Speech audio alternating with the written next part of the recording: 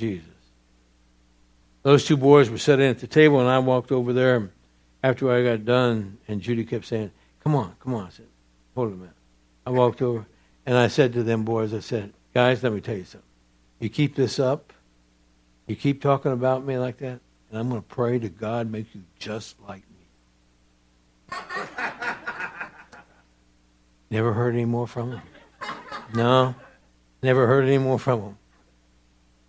The Apostle Paul was persecuting the church. He found himself in a problem because he was on the road to Damascus and God spoke to him. Well, was it audible? Ask Paul. I'll tell you, it was audible. In fact, it was so audible that it shook him clean to his soul. And as God gave him that instruction, and God told him what was going to happen, and he found himself in real deep trouble because, you see, he was too bad for the Christians. His reputation got him, and now he's too good for those who are persecuting the church. Found himself that way. Well, God commissioned him. The great thing about Paul is that God didn't stop his energy. He just redirected it.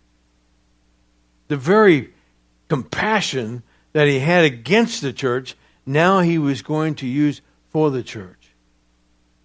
And we find out something here in the 10th chapter, if you read it with me. There was a certain man in Caesarea called Cornelius, a centurion of the band called the Italian band. He was an Italian boy.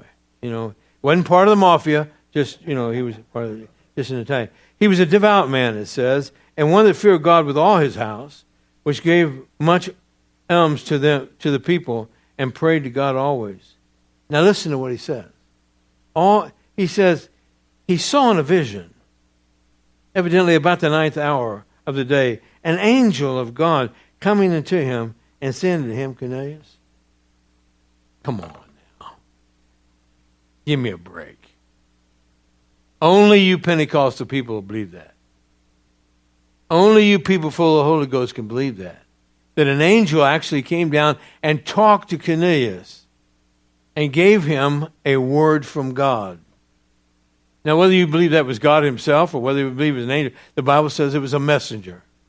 That this messenger came and actually talked to him. But notice that he said, it happened, he says, and he saw in a vision. I don't want to see the hands, but how many of you actually have seen a vision? You know what a vision is? A vision is a dream while you're awake. I have a problem, David, because God said that in the latter days, young men will see visions, old men will dream dreams.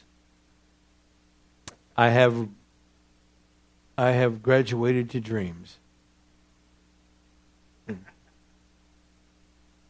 But God speaks to you in visions? Well, if I may compare myself to Abraham, yes, he can speak to me in a vision. But he also talks to us in dreams. I'm going to encourage you, don't give up on your dreams. I don't care how old you are. I don't care what kind of shape you're in. It doesn't matter. If God's given you a dream, don't give up on it. Hang in there with it. Believe God for it.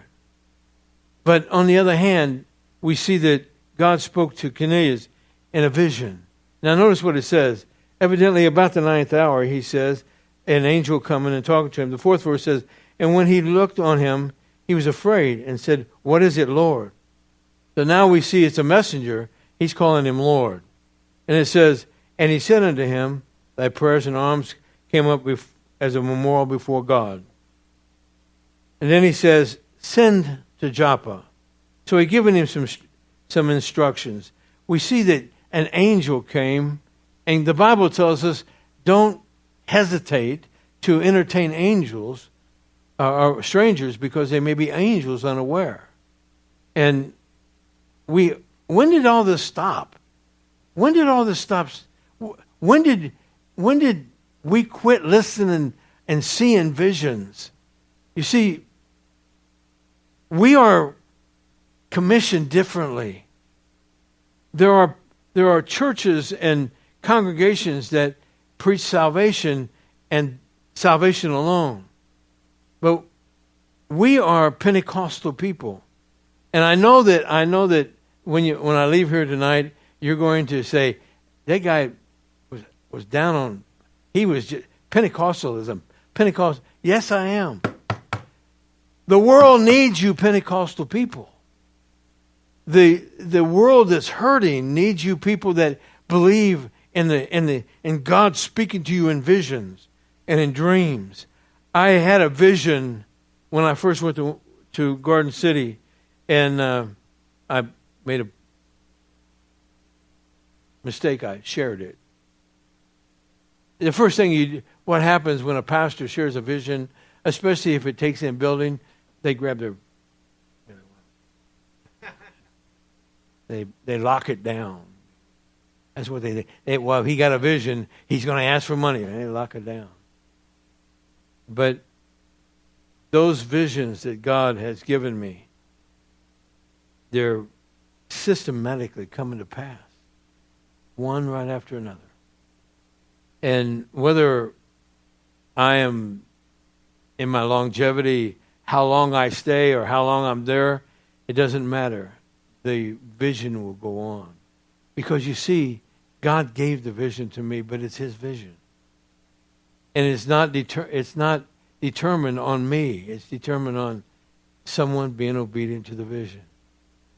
And it's important that, now David's got a vision. It's important that he's got a board that gets behind the vision. Because God gives us visions. We find that out, and we get down a little bit further, and Peter has this dream. And well, first of all, if you go down to the 9th verse, on the morrow there went on a journey and drew nigh unto the city.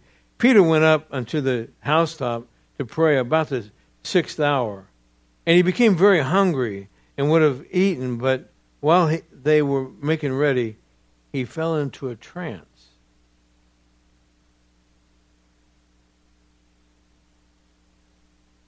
God using visions, God using dreams. Now He uses trances. You know, can I say this? We get in trances all the time. We do. I mean, we'll be sitting there, and you know, it's amazing. We'll be talking to somebody, and pretty soon their eyes will glass the wall. They're in a trance. They're not hearing you. They're off somewhere else in a trance.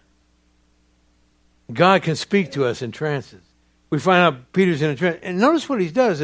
He said he saw heaven open and a certain vessel descending down as it were a great sheet, knitted at 4 corners, and he let down to earth, wherein were all manner of 4-footed beasts of the earth, and wild beasts, and creeping things, and fowls of the air. And there came a voice to him, Arise, Peter, and eat. Peter said, Not so, Lord, for I have never eaten anything that is common or unclean. Now, I want you to get this, because this is God's using this trance to teach Peter a very important lesson. And the voice spoke unto him again the second time, What God has cleaned, that call not common. How many of you tonight have found the cleanness of God?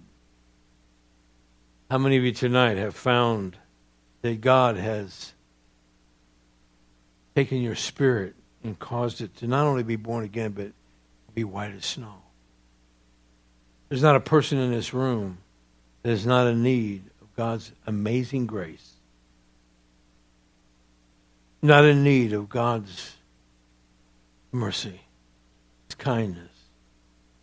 The beautiful thing about our God is that He's willing. He's ready. He wants to bless your life. If it takes a dream, he's going to give you one.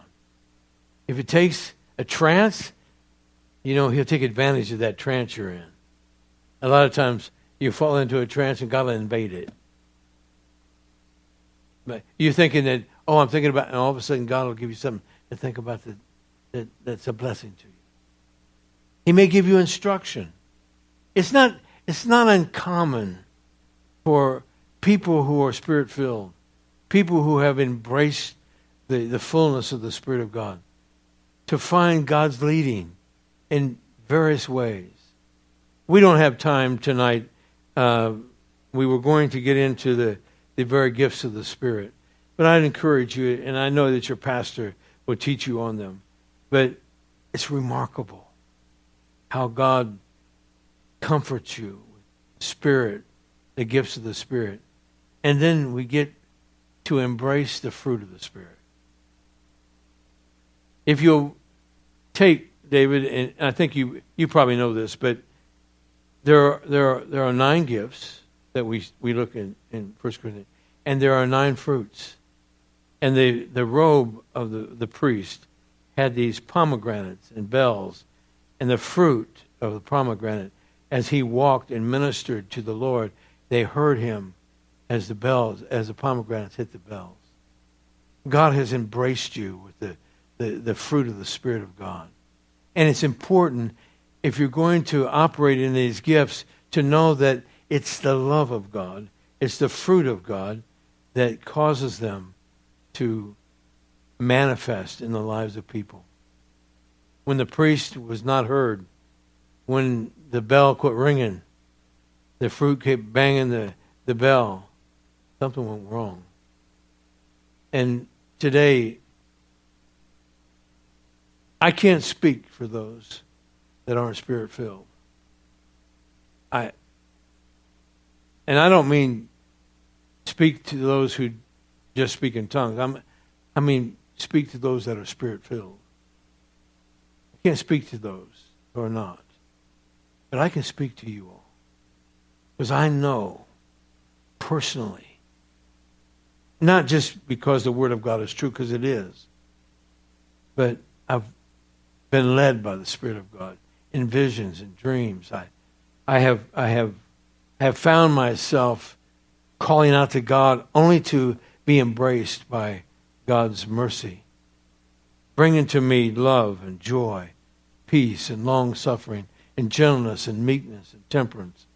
And all those things that cause the people around me to notice there's something different. Now, some of the people think there's something different, and not really good different. Tonight, I want to encourage you. You have embraced a fellowship that is named Spirit-filled.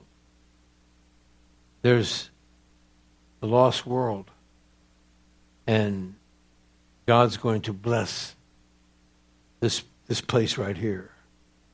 I got a word from the Lord, and I want to read it to you, David, and to your congregation.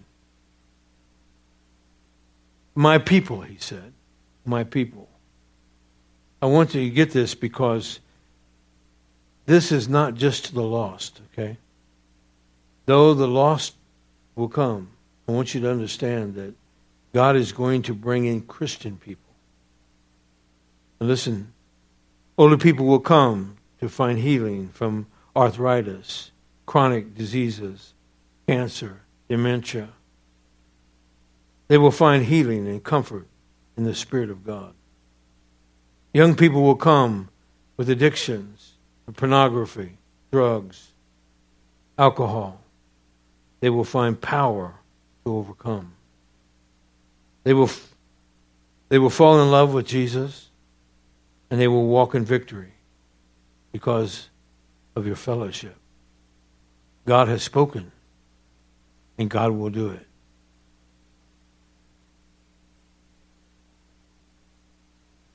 I